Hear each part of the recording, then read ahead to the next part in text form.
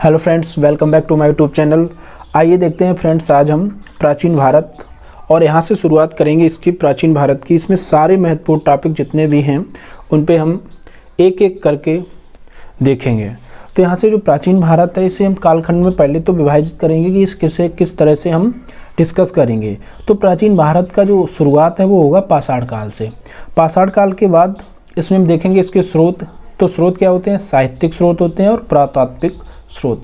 तो साहित्यिक में बहुत सारे साहित्य आते हैं, जैसे कि जितने भी हमारे प्राचीन भारत की जो बुकें हैं उनकी जो साहित्यिक चीज़ें हैं उनके बारे में हम जान के उसका जो स्रोत है वो स्रोत के रूप में प्रयोग करेंगे। उसके बाद पुरातत्व जो मेन है, इसमें क्या है? स्थापत्य, वहाँ का चित्रकला के बारे में पता चलती है, भवनों के बारे में, या अभिलेख है, सिक्के हैं, और तो हम उसके जो टीले होते हैं उनकी खुदाई की जाती है, उससे अभी हम ये जानकारी प्राप्त करते हैं। तो ये है मेरा स्टोन एज, पाषाण काल।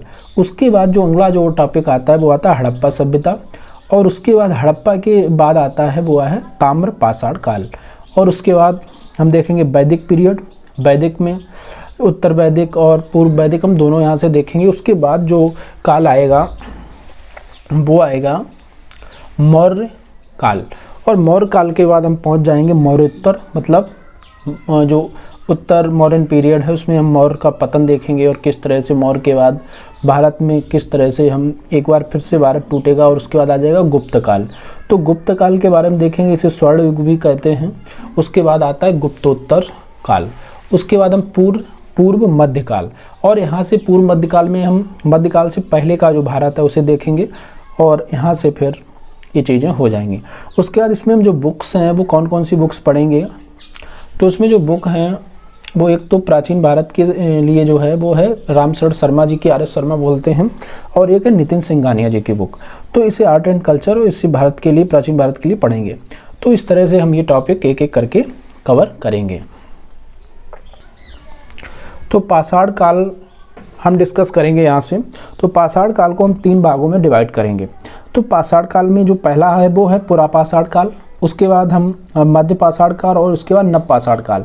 तो पाषाण काल का मतलब ये है, यहाँ से मानव जीवन की शुरुआत होती है, और मानव किस तरह से एक पहले तो किस तरह का मानव था, फिर उसने किस तरह से जो आधुनिक जीवन वो स्टार्ट किया, किस तरह से उसने रहना बसना और किस तरह से जीवन की शुरुआत हुई।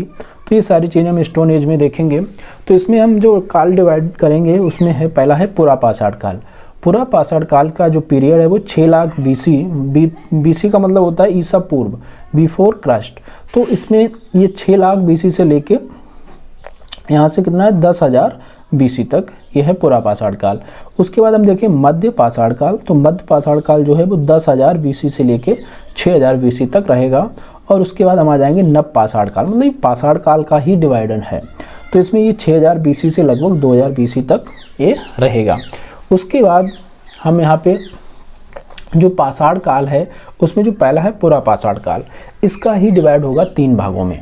तो इसमें 3 भागों में जो डिवाइड है वो एक है निम्न पुरापाषाण काल, उसके बाद है मध्य पुरापाषाण काल, उसके बाद उच्च पुरापाषाण काल।